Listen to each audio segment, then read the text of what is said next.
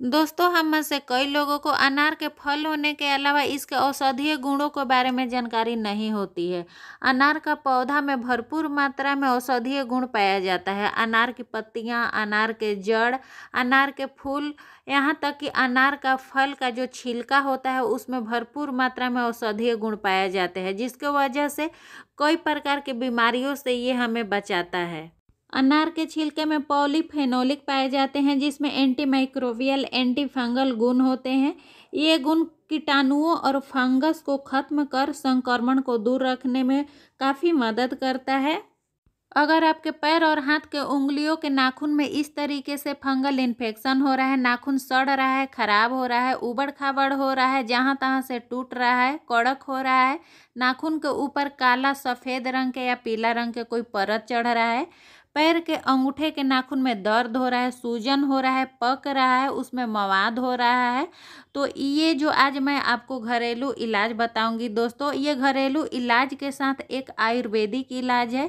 इसको कुछ ही दिन इस्तेमाल करने के बाद आपका जो नाखून में फंगल इन्फेक्शन हो रहा है बिल्कुल जड़ से ख़त्म हो जाएगा।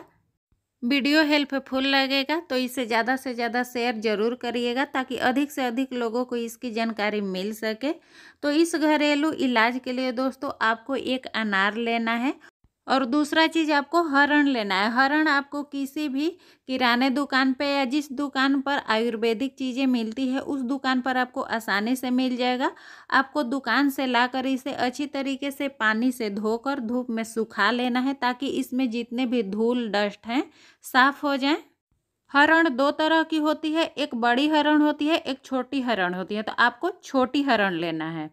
आप चाहें तो बाज़ार से हरण का पाउडर भी ले सकते हैं। अगर पाउडर आपको नहीं मिले तो इस तरीके से आप छोटी हरण खरीद कर घर में पाउडर बना सकते हैं।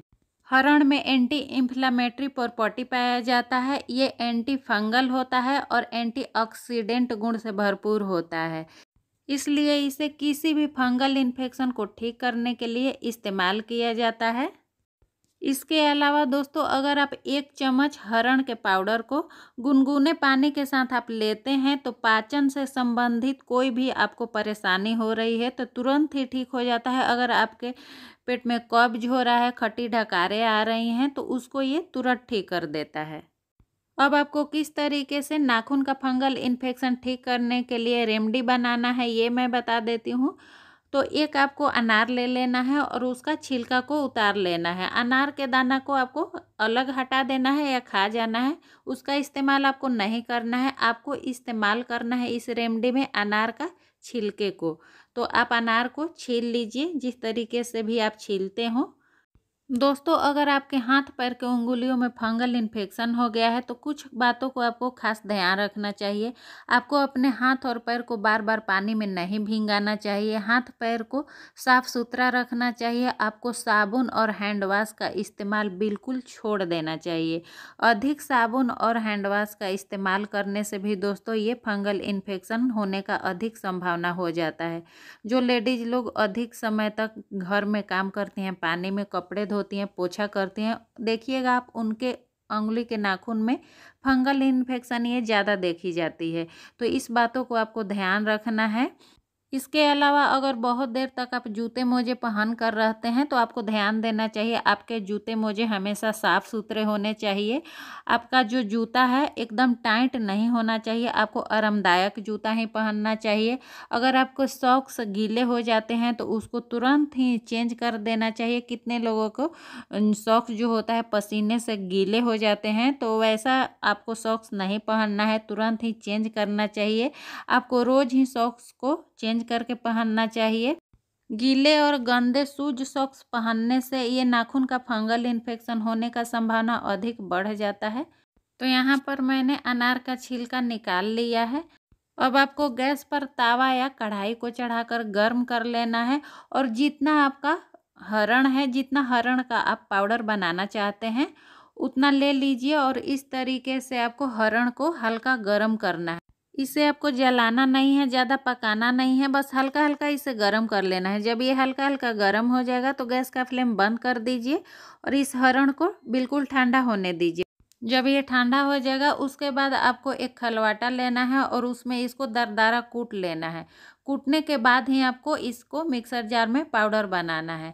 अगर आप साबुत ही मिक्सर जार में डालकर इसका पाउडर बनाएंगे तो आपका जो मिक्सर जार का ब्लेड है वो टूट सकता है। इसलिए आप पहले इसे खलवाटा में इस तरीके से दरदरा कूट लीजिए, उसके बाद ही इसका पाउडर बनाएं। तो यहाँ पर आप देख सकते हैं मैंने यहाँ पर मिक्सर ग्राइंडर में इसका बिल्कुल बारीक सॉफ्ट पाउडर बना लिया है। अगर आप चाहते हैं इसे छन्नी में छानने के लिए तो आप छान भी सकते हैं। एक बार इस तरीके से आप हरण का पाउडर बनाकर रख लीजिए, आपका काफ़ी दिन चलेगा। आपको जब भी इस रेमेडी को बनाना है, इस दवाई को बनाना है, 1 चम्मच लेकर आप बना सकते हैं, या 1 चम्मच आप गर्म पानी के साथ लेंगे तो आपका जो पेट में गैस हो रहा है, कब्ज हो रहा है, वो भी ठीक हो जाएगा। अब जो अनार का छिलका है उसको भी आपको पेस्ट बनाना है, तो थोड़ा सा इसमें पानी डालकर बारीक पेस्ट बना लेना है। आप देख पा रहे होंगे इस तरीके से आपको अनार के छिलके का पेस्ट बना लेना है थोड़ा सा पानी डालकर। अब आपको एक छोटा सा कढ़ाई या कोई भी बर्तन ले लेना है और उसमें जितना आप रेमेडी बनाना चाहते हैं उसी के हिसाब से आप अनार का छिलके का जो पेस्ट है उसे ले लीजिए। मैंने यहाँ पर 3 चम्मच के करीब लिया है पेस्ट को, अनार का छिलका का जो पेस्ट है उसे 3 चम्मच लिया है। इस रेमेडी को आप एक बार बनाकर 1 सप्ताह इस्तेमाल कर सकते हैं, तो उसी के हिसाब से आप इस रेमेडी को बना सकते हैं। तो मैंने यहाँ पर 3 चम्मच लिया है अनार का पेस्ट और आपको इसमें 1.5 चम्मच लेना है ये जो हरण का पाउडर है उसे लेना है। तो मैंने यहाँ पर 1 चम्मच लिया है, अब आधा चम्मच और लूँगी। इसी के हिसाब से आपको इस रेमेडी को बना लेना है, आपको जितना भी बनाना हो। अब लेना है आपको नारियल के तेल। अगर आपके पास नारियल का तेल नहीं है तो आप इसके जगह पर तिल के तेल भी ले सकते हैं, जैतून के तेल भी ले सकते हैं। आपके पास जो भी अवेलेबल हो तेल आप ले सकते हैं। आपको तेल को थोड़ा थोड़ा डालकर इसको मिक्स करना है और लेप जैसा इसको तैयार करना है। तो ये देखिए यहाँ पर मैंने 3 से 4 चम्मच नारियल का तेल डाला है और इसे मिक्स करना है। अगर आपको बीच में लगे कि नारियल का तेल कम पड़ रहा है तो आप और ले सकते हैं। दोस्तों ये घरेलू नुस्खा इतना असरदार है ना कि जब आप इसे इस्तेमाल करेंगे 2-4 दिन अपने नाखून पर तो इसका रिजल्ट आपको खुद ब खुद नज़र आने लगेगा। ये देखिए इस तरीके से लेप जैसा इसे मिक्स कर लेना है। इसके बाद में आपको गैस जलाकर कम से कम 5 मिनट धीमी आंच पर इसे पकाना है। तब तक इसे पकाना है जब तक कि इस लेप से तेल इस तरीके से अलग नहीं होने लगे। उसके बाद आपको गैस का फ्लेम बंद कर देना है। जब ये हल्का सा ठंडा हो जाए तो इसे आप किसी दूसरे बर्तन में निकाल कर रख लीजिए। इसे आप कांच के बर्तन में भी रख सकते हैं, कांच का जो जार होता है ढक्कन वाला उसमें भी आप करके रख सकते हैं। और जब भी आपको नाखून पर लगाना है इसे आप निकाल करके लगा सकते हैं। अब ये रेमेडी बिल्कुल तैयार हो गया है। ये रेमेडी इतना असरदार होता है दोस्तों कि आपका नेल का फंगल इन्फेक्शन जो है धीरे धीरे उसे ये एकदम जड़ से ख़त्म कर देता है। पैर के अंगूठे के नाखून जो नीचे गड़ जाता है और उसमें दर्द होने लगता है, उस दर्द को ये तुरंत ही ठीक कर देता है। नाखून पकने लगता है, नाखून में सूजन हो जाता है, उस जगह पर अगर इस लेप को आप लगाते हैं तो आपका नाखून का दर्द, सूजन और जो नाखून पक रहा है रात भर में ही बिल्कुल ठीक हो जाएगा। और जो नाखून सड़ रहा है, उबड़ खाबड़ हो रहा है, नाखून के ऊपर काला पीला या सफ़ेद रंग का कोई परत चढ़ रहा है दोस्तों, फंगल इन्फेक्शन हो गया है, उस नाखून पर इसे अब अगर आप लगाते हैं तो 5-6 दिन में ही आपको काफ़ी राहत मिलेगा। आपको नज़र आएगा इसका रिजल्ट, आपको खुद दिखाई देगा।